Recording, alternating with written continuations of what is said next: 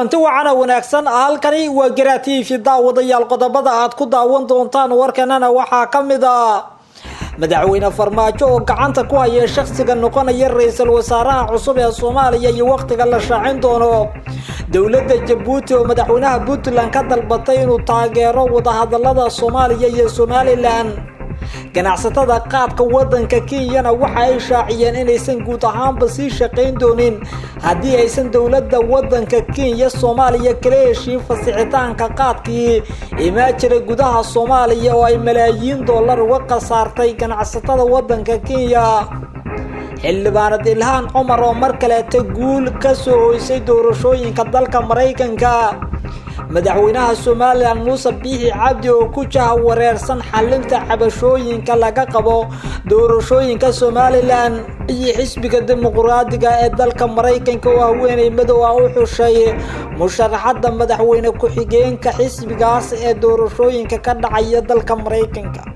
intaas waa qayb kamid ah qodobada aad ku daawan doontaan wararka Garaati fi daawadayaal waqti wanaagsan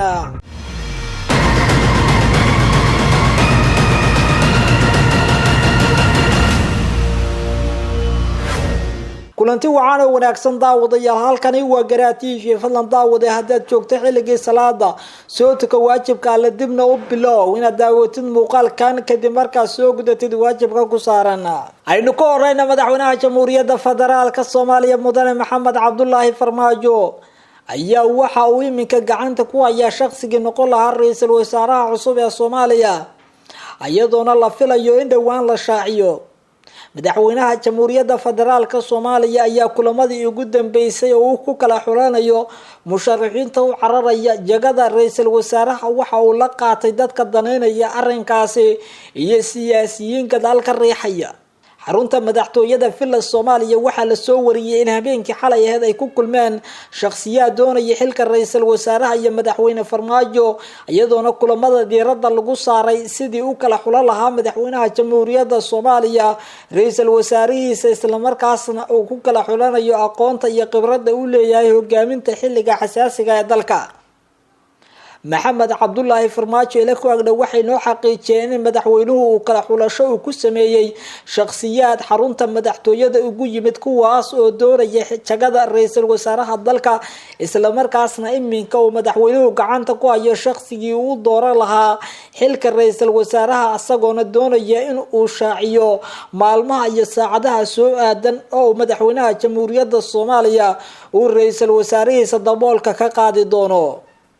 saraakiil ka tirsan Villa Soomaaliya ayaa sheegay in kulamada madaxweynaha Jamhuuriyadda Soomaaliya uu la qaatay musharaxiinta sidoo kale ay hareeraha socdeen kulamo uu la qaadanayo odayaal dhaqameed iyo sidoo kale siyaasiyiin gadaal ka riixaya shakhsiyaad ayaga daneynayay xilka ra'iisul wasaaraha balse madaxweynuhu arrintaas uu la tashiyo kala sameeyay isla markaasna uu soo bandhigay qorshihiisa iyo ra'iisul wasaaraha xilligan uu doonayo inuu dalka hogaamiyo maadaama ay tahay waqti adag oo loo baahan yahay ra'iisul wasaaraha la xulanaya inuu noqdo qof khibrad u leh hogaaminta dalka iyo sidoo kale samata bixinta xilliga adag ee Soomaaliya ku jirto inkastoo saraakiisha ka tirsan madaxtooyada Soomaaliya ay noo xaqiijiyeen madaxweynaha Jamhuuriyadda Soomaaliya uu gacanta ku hayo shakhsiga noqonaya ra'iisul wasaaraha magaciisa haddana ma aysan saacin sababo jira awgood ayagoo ku gaabsaday inay warbaahintu maqli doonaan oo kaliya markii madaxweynaha Jamhuuriyadda Soomaaliya uu ku dhawaaqo shakhsiyaadka aadka ugu dhow madaxweynaha Jamhuuriyadda Soomaaliya ayaa muddooyinkii dambe gadaal ka riixayay dhowr shakhsi oo ay u arkaan inay madaxweynaha la shaqeyn karaan xilliga kala guurka kuwaas oo qaarkood aan lahayn hal siyaasadeed oo ku aadan doorashooyinka soo socda taas oo madaxweyne Farmaajo muhiim u ah maadaama uu u tartamayo xilka madaxweynaha sanadka 2021 doorashada dalka ka dhacaysa sida lagu wado siyaasiyiin waaweyn ayaa saameyn ku leh xarunta madaxtooyada kuwaas oo doonaya in jagada ra'iisul wasaaraha loo magacaabo ama loo keeno shakhsi kale ee ayagu ay wataan si doorashooyinka soo aadan ay saameyn ugu yeeshaan halka madaxweyne Farmaajo uu doonayo inuu keensado shakhsi leh khibrad sare oo dalka ku hogaamin karo isla markaasna uusan ku jirin in uu tartamo hanka madaxweynaha ee doorashada soo aadan maadaama aysan suurtagal ahayn in madaxweynaha iyo ra'iisul wasaaruhu ay wada tartamaan xilka isla markaasna ay isku xisbi noqon doonaan asaga iyo ra'iisul wasaarihiisa cusub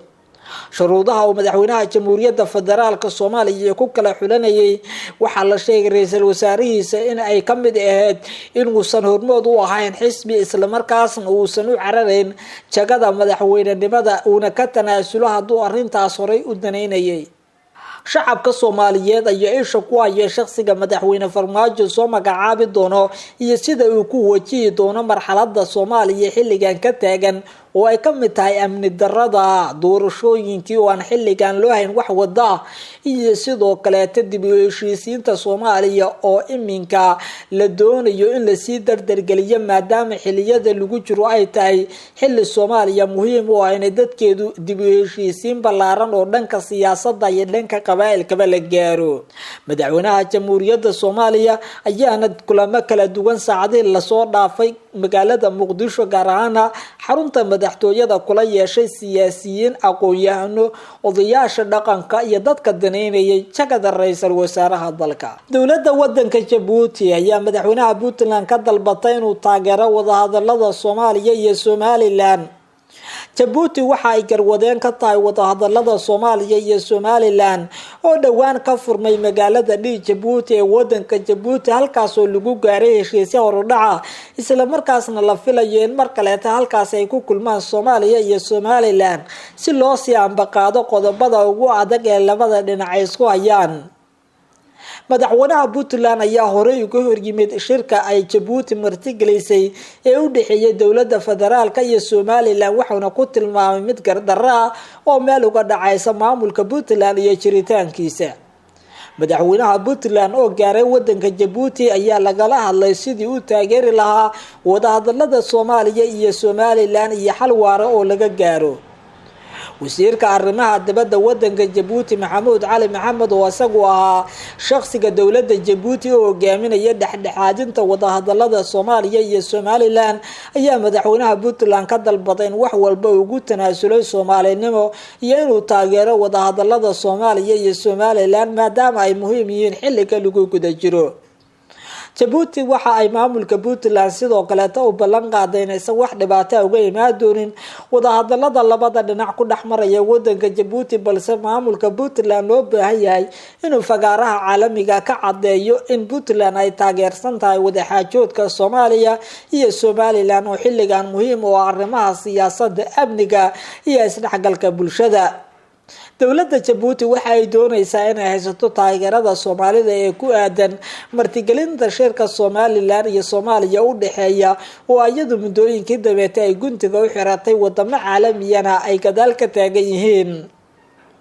haddii madaxweynaha maamulka Puntland uu aqbalo inuu taageero shirka Soomaaliya iyo Somaliland iyo wadaxaajoodka u socda waxay meesha ka saari doontaa dad badan oo horey walaac uga muujinaya shirkaas oo ku aadan inuu caqabad ku yahay maamulka Puntland waxayna arrintaas sidoo kale horseedi doontaa in beesha caalamka ay taageero weyn u sii fidiso wadahadalada ay dowladda Djibouti martigelinayso loona arko inay tahay Djibouti furaha koobaad ee ummadda Soomaaliyeed isku keeni karta lagana tashan dib u heshiisiinta guud ee arrimaha Soomaaliya iyo tilaabooyinka la qaadayo Djibouti waxay fursad weyn u aragtaa inay Soomaalida ka hesho taageero ballaaran oo ku aadan in iyadu wakiil u tahay in ay arrimaha Soomaaliya ka taagan xalli karto isla markaasna loo baahan dowladaha heshiiye in martigeliyaan shir looga wada xaajoonayo amuuraha dalka Soomaaliya waxayna doonaysaa Djibouti in maamul goboleedyada iyo dowladda dhexe iyo Somaliland intaba ay ka hesho kalsooni ay ku sii wadi karto dadaaladeeda ku aadan dib u heshiisiinta iyo ka shaqeynta danaha Soomaaliya Djibouti waxa ay ahayd wadanka kaliya ee Soomaaliya sida weyn uga damqaday xilliyadii burburka iyadoo martigelisay shirarkii dib loogu soo aasaasay dowladnimada Soomaaliya 20 sano ka hor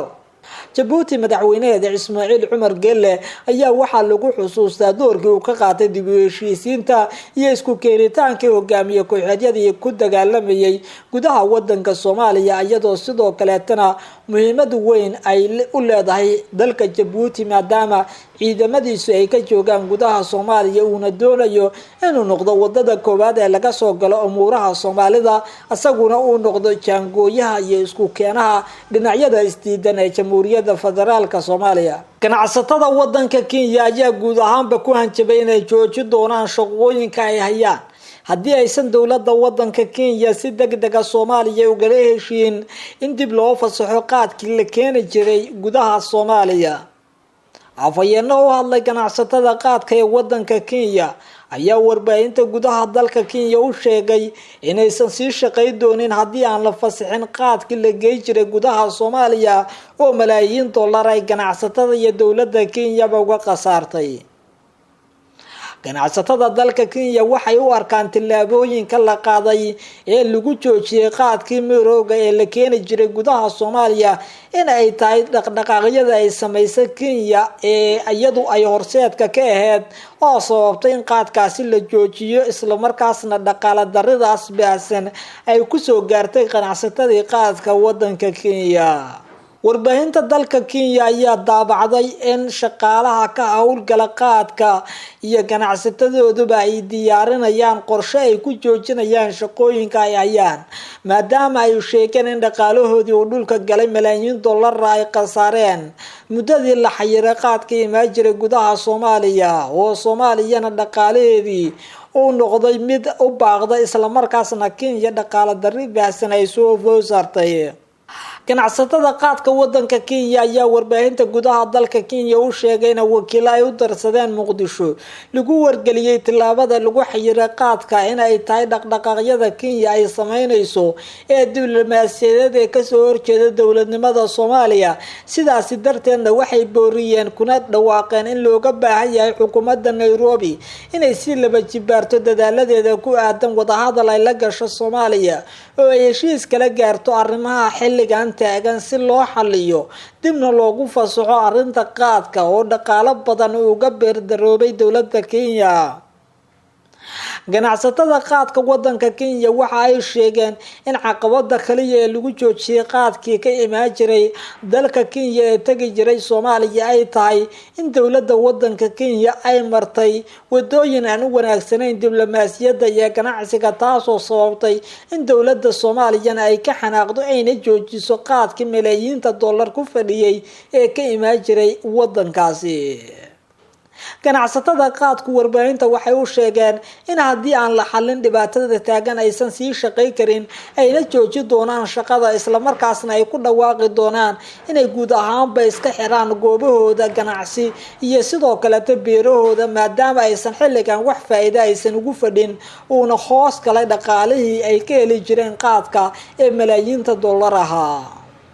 dowladda federaalka Soomaaliya ayaa dhawaan sii adkaysay in la fasixi doonin qaadka ka imaan jiray Kenya oo ay Soomaaliya malaayiin dollar uga qasaari jirtay halka Kenya shacabkeeda iyo dowladduba ay ka heli jireen faa'iido lixaad leh oo ah mid ugu badan ee dhaqaalaha dalka Kenya.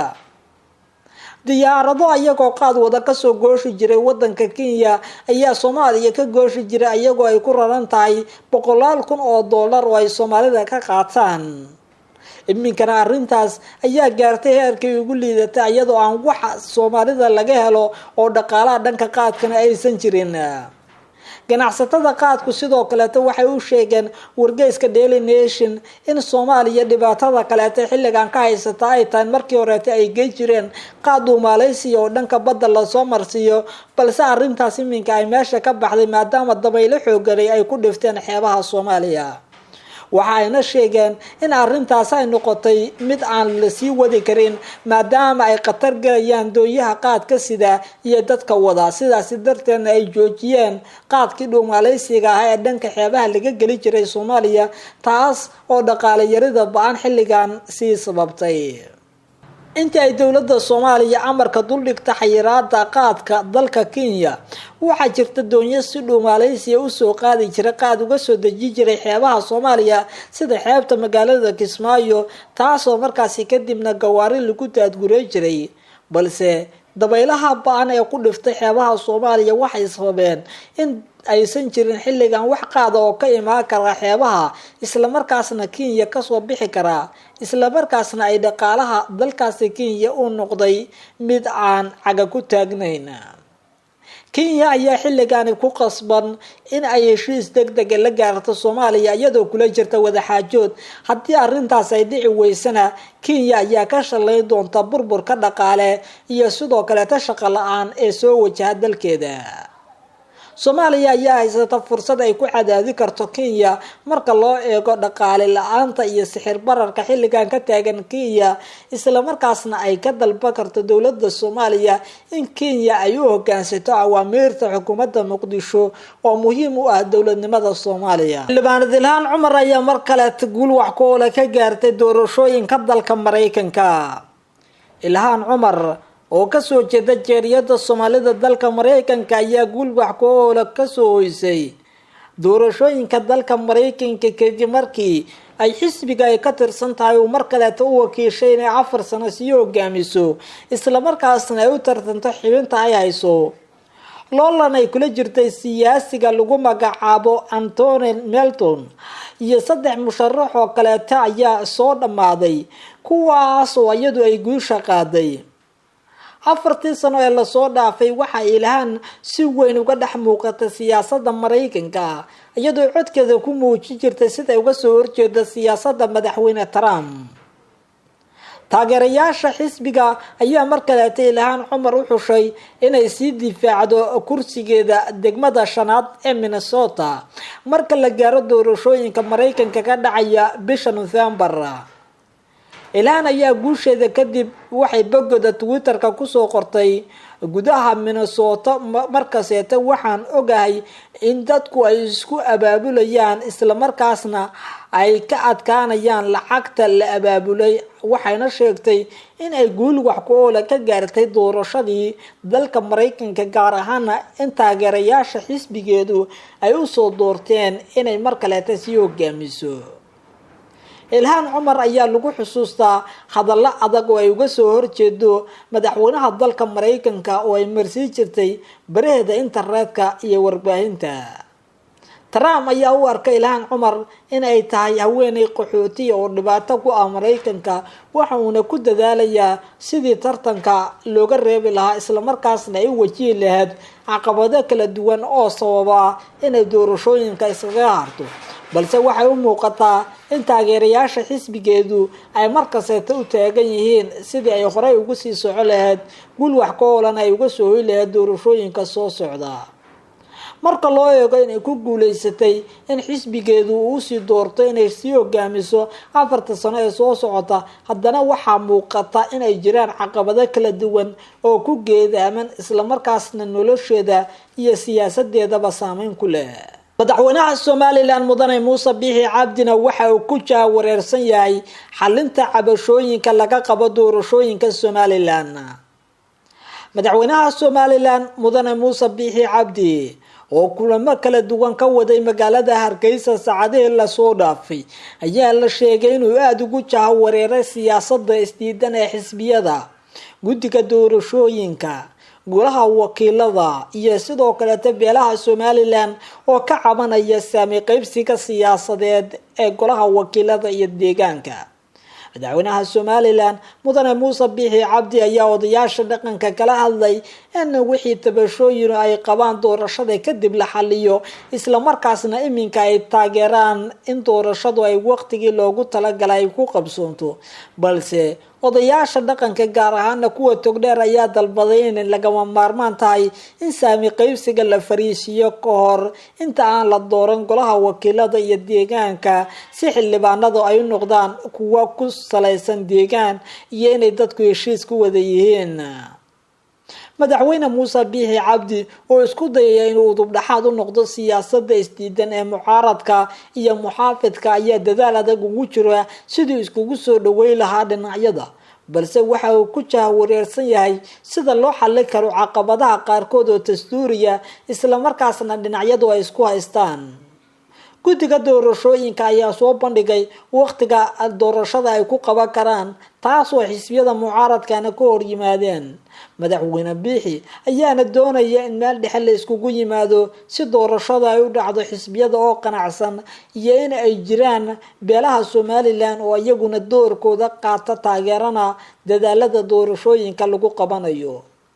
xildhibaanada Soomaaliland ee golaha wakiilada iyo deegaanka ayaa muddo badan kursiga iska fadhiyay, waxaana jirin doorashooyin la qabtay maadaama caqabadaha arrintaasi ku xeernaa ay ahayd kuwo aad u badan, xalintoodana la kari waayay. haddii la qabto doorashooyinka golaha wakiilada iyo deegaanka Somaliland waqtigoodana lagu qabto waxay horseedi kartaa taageeradii beesha caalamka oo la sii kordhiyo. Biixi iyo taageerayaashiisa ayaana qaba inay lagama maarmaan tahay in doorashada la qabto waqtiga ugu habboon iyadoo isdiidan yihiin mucaaradka iyo guddiga doorashooyinka oo ku aadan waqtiga ay guddigu soo bandhigeen. Ayaa haddana madaxweynuhu wuxuu isku dayayaa in dhinacyada kala duwan uu kala dab qaado meel dhaxana la iskugu keeno. muddooyinkii dambeete waxay isu soo tarayay dadka cabashada ka qaba arrimaha doorashooyinka Somaliland waxaana ilaa iyo haatan la sheegay in aan la gaarin xal muuqda oo ku aadan saami qaybsiga beelaha. xisbiga dimuqraadiga ee dalka Mareykanka ayaa madaxweyne ku xigeen u doortay haweeney madow ah inay u tartanto jagadaasi. musharax xisbiga dimuqraadiga ee doorashada madaxtinimada Mareykanka Joe Biden ayaa senatarka malax u xushay in ay noqoto madaxweyne ku xigeenkiisa doorashada November ka dhacaysa haddii ku guuleysto. Joe Biden ayaa bishii Maajo sanadkan u ballan qaaday mid ka mid ah 6 dumarka ee madowga ah inuu xulo doono madaxweyne ku xigeen isla markaasna waxay haweeneydan ahayd kuwa ugu cadcad mid ka mid ah. qoraal uu soo dhigay bartiisa Twitterka musharaxa dimuqraadiga ee doorashada madaxtinimada Mareykanka Joe Biden waxa uu ka dhawaaqay senatarada loo doortay ee isla markaasna inay u tartanto madaxweyne ku xigeenka waxayna ka soo jeedaa oo laga soo doortay senataradan ee gobolka California waxaana loo xushay inay jagadaasi u tartanto November. Joe Biden ayaa sheegay inay sharaf weyn u tahay in haweeney madow ah uu xusho madaxweyne ku xigeenkiisa asagoo na rajeeyay in waajibaadka saaran ay ka soo bixi karto haddii loo doorto xilkaasi. haweeneydan ayaa ah naag dagaalyahanada marka loo eego habka ay ula dhaqanto madaxweynaha dalka Mareykanka Trump iyo sida ay uga hadasho marxaladaha markaan la taagan yahay. dadka walaalaha madaxweyne Trump ayaa markiiba jawaab kulul ka bixiyay xulashada Joe Biden ee madaxweyne ku xigeenka uu xushay Kamala Harris waxa ayna sheegeen in arrintaasi ay tahay mid waxba soo kordhinay ayagoo sheegay inay sii wadi doonaan dadaalada ay kaga guuleysanayaan xisbiga dimuqraadiga ee dalka Mareykanka.